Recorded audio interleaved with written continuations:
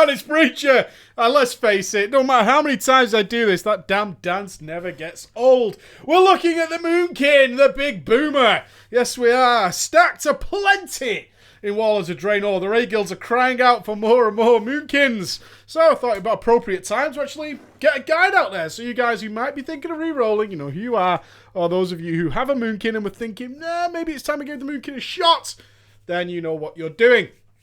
Interesting enough, a little Moonkin practicing over there, which is kind of interesting. So, the Moonkin, what's it all about? What's our big cheese? It's changed a hell of a lot over the last year or so. Mainly our big Eclipse. Most of you have ever heard of Eclipse. Even if you've never played a Moonkin before, you've probably heard of Eclipse. The fact that the Moonkin draws power from either the lunar or the solar, and played on by the Night Elves, in fact, gaining different buffs depending on whether it's day or night. All this kind of stuff is very important to the world of the elf. So I'm told. I'm not a lore guy. That's noble. And therefore, the Moonkin revolves around that. Sometimes you want to use solar spells, sometimes you want to use lunar spells, blah de blah de blah. What can be said, though, as it has changed pretty dramatically over the last year or so, is that it's got rather simple. It has. It used to have a very deep complexity, the Moonkin, and some will argue that there is still some complexity there. I agree. There is still some complexity there. But it is far simpler now than it ever has been in the past, because we no longer have control over our Eclipse, this big thing I was just talking to you about. It actually feels very much more than playing a class, and pardon me here for those of you who are experienced Moonkins, but it feels more like there is a set amount of ways of playing this that will be correct, and you can only get it wrong. And therefore, you try and hold on to the track. You try and hold on to the train while it rides down the track and try and steer it correctly, but it's going there whether you like it to or not. So to demonstrate that pretty simply, I'll get myself in combat and you'll notice my Eclipse bar starts moving regardless of what I do. It will go up to Lunar, and then it will shine up and say, you are now in Lunar, yay! And then it will work its way all the way back down and go into Solar. And you can see it'll light up, you are now Solar, woohoo! And you don't have to do a damn thing, it'll do it automatically. The way this has also changed, previously, you only got the benefit of Eclipse if you've played one in the past and are looking to rejuvenate yourself once you actually hit Eclipse. No longer the case. As soon as you start, once you cross this border, which is 0 sort of Eclipse energy, once you cross that, you then change what spells you cast. So previously, you would wait till you hit Lunar, then you would start casting things like Starfire, until you hit Solar, then you would start casting Wrath.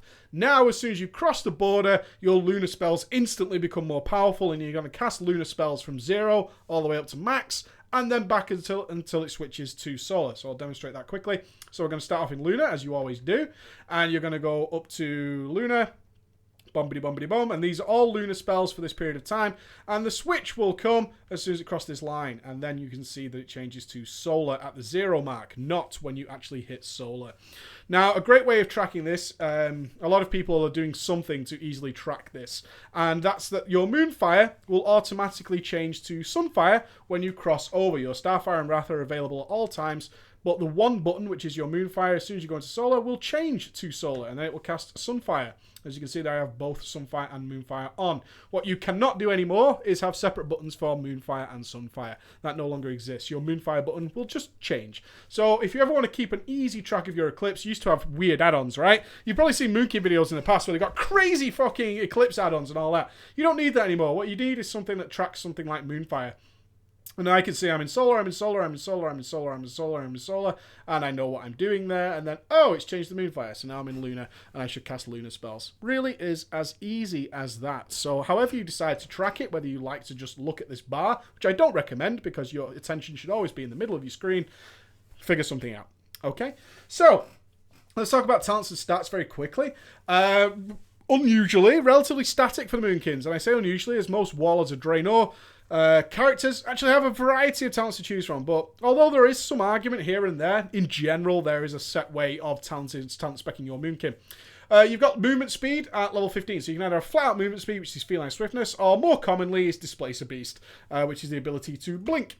This is fantastic, allows you to avoid many, many obstacles, especially if you move up to Mythic, so you've got things like you can blink through waves, you can blink through all kinds of stuff on Imperator, you can get out of things really fast. It does put you in cat form, which fucking sucks, but such is life. Such is life. You can also have Disengage if you go with Wild Charge, however, I personally I like the fact that it's on a lower cooldown, but Displace the Beast moves me forward, and I can move back out of it very quickly. So it's entirely up to you. Do you move a hell of a lot, but don't have to get out of something really dangerous, or avoid damage?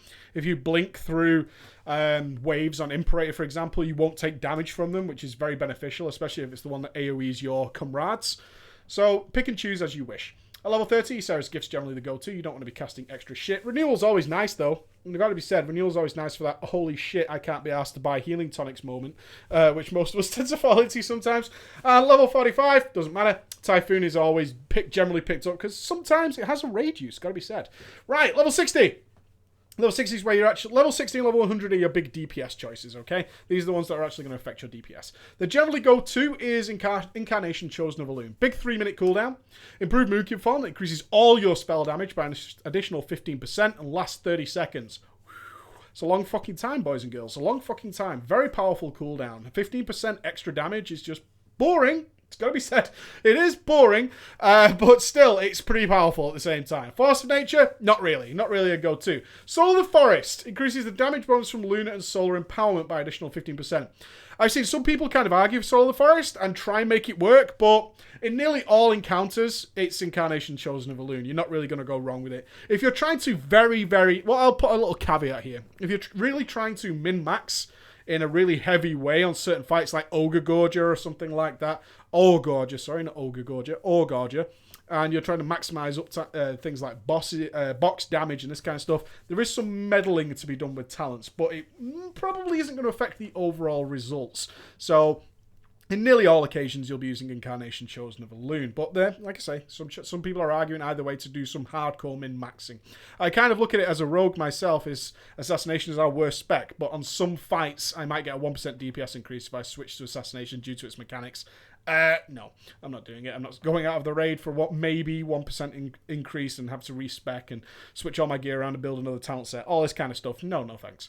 Level 75, Ursul's Vortex, your Mighty Bash is what you'll generally pick up, but it doesn't really matter. Heart of the Wild. Heart of the Wild just seems to be the one that you pick up anyway. Yeah, Heart of the Wild is very, very powerful. There are occasions when a Moonkin can be called on to tank. We still have the buttons. If you switch into Bear Form, which you should be able to do, you have access to Mangle, Frenzied Rejuve, and of course Growl, and those are kind of important. So you can go into Heart of the Wild and you might be able to stop a wipe. I have. Gotta say, you have to be very quick with it. You have to be very, very quick with it, but if you are quick with it, you can do some pretty interesting things. It should be noted, however, we don't have things like Tranquility anymore, which is sad. It's sad as balls, and you'll miss it, especially if you're an old school Moonkin returning to the game. You're going to be a little bit sad to see that your Tranquility is gone. But Heart of the Wild is very, very cool. Very cool on demand when needed. Compared to the others, yeah, pretty shit. 14,000 healing, come on. Really? Get out of here. Nature's Vigil's just, it does its thing. You know what I mean? 30%.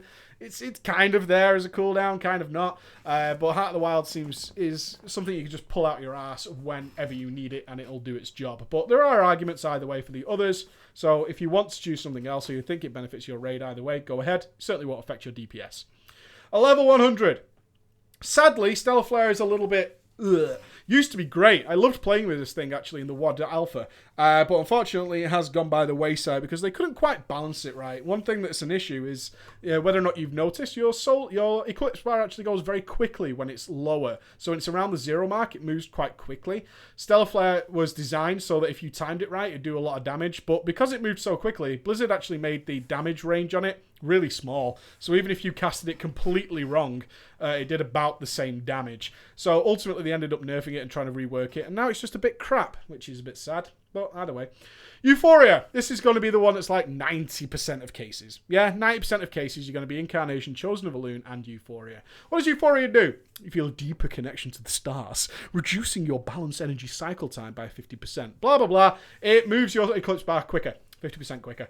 And the great thing is, dots work very differently. If I cast a Moonfire, you'll see that this one target has a Moonfire on it, and nothing else does. And to dot all these targets, I would go Moonfire, click the other, Moonfire, click the other, Moonfire, click the other, Moonfire, and that's how you dot. However, Sunfire, when I click it, actually dots everything around it, making it super fucking awesome.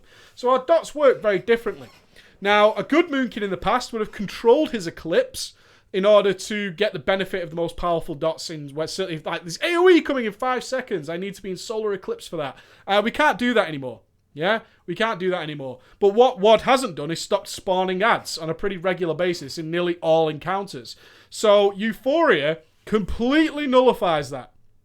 Completely nullifies the fact that you can't multi-dot. By moving your Eclipse bar backwards and forwards very, very quickly, you can actually multi-dot pretty much everything, leading to a wonderful DPS increase, and therefore it's all good, because we have to do a lot of ads, a lot of spawns that we have no control over. You've got to remember, we have absolutely zero control over what Eclipse we will be in, simply down to the timers of the boss, in which case we want access to both our dots, because they're very powerful. We want to multi-dot absolutely everything. Leads to huge DPS increases, especially when AoEing. So Euphoria just single-handedly takes care of that. Very, very cool. Balance of Power is your other choice. Now, Balance of Power is pretty basic in what it does. Is your Wrath will extend how long your Sunfire is on the target, and your Starfire will extend the duration of Moonfire. And it does mean you can keep them up indefinitely. Yeah, pretty easily by just multi-targeting. So there are some occasions, and I can only think of one actually, and it'd probably be the Iron Maidens. The Iron Maidens where you have 3 targets that are just up for 10 minutes. Yeah, that fight is like 10 minutes fucking long. It's awful. And we're going to be using pretty much Starfall constantly on that fight, which means that we don't want to spend time multi-dotting all the time. Yeah, what we actually want to do in that fight is put our dots up. There's no risk of extra ads spawning. There's none of that going to occur. Yeah, that is completely not part of the fight. We just have these 3 training dummies, essentially, that will be there for 10 minutes. So we dot them, and then we just extend those dots by switching around our Starfires and Wraths. And it's as simple as that. And that takes out all the global cooldowns of having to dot throughout the entirety of the fight. That entire part of DPS loss where we reapply dots just disappears, and therefore things like Balance of Power will push ahead and will be more beneficial because we get tons more global cooldowns. You can imagine if you didn't have to dot over 10 minutes, how many button presses is that you're actually getting rid of? That's the thinking behind Balance of Power. So when you have fights where Twin Ogron would probably be another one, maybe. When you have fights like that where you just have these static targets, usually multiple, not great for single target, by the way. Not great because we want to mix around our Star Surges. If we have multiple targets that are just going to stand there for a long-ass time, we don't need to have on-demand dot changes, okay? We can just dot these targets. These are the only things we're going to be facing. Then Balance of Power can push ahead. So that's how your talent choices work there. Your glyphs. Moonkin glyphs are pretty shit. Gotta be said, really bad. I'm sure many of you are going to try this, especially if you go into the Everbloom to do some gearing, will want Glyph of Guided Stars. Your Starfall is extremely fucking dangerous in Walls of Draenor dungeons, unless your group is overgeared and it's a bit of a giggle. Glyph of Guided Stars will cause you to not wipe your group continuously. Yeah, UBRS, Everbloom, I'm looking at you. Glyph of Guided Stars is not something you want in a raid, generally, because you tend to pull and kill everything that's around you. But it does mean that your Starfall will only hit things that have got dots on. Yeah, it's pretty easy to use, but if you're in a raid, you don't really need that. Glyph of Stampeding Roar and Glyph of Rebirth. These are kind of the musts. You are the combat res guy. That's you. You're the combat res guy. It's handy. The Resto Druids and the Moonkins and whatever are the res guys. That's your job. Why? Other people have more of a pain in the ass with it. People like DKs have to build up to it. They have to cast a Soul Stone if you're a Warlock. It's all pretty shitty. Druids have the good time. Instant cast Rebirth. Make sure they've got 100% health because you're bound to be stood somewhere that's about to be hit by a nuclear bomb when you res somebody. And as soon as they come up, they die. Glyph of Stampeding Roar. I can't live without this. Honestly, I can't. I try playing a Druid without this thing, and I can't stand it if I'm in a raid, if I'm just joshing around with some friends or whatever it might be.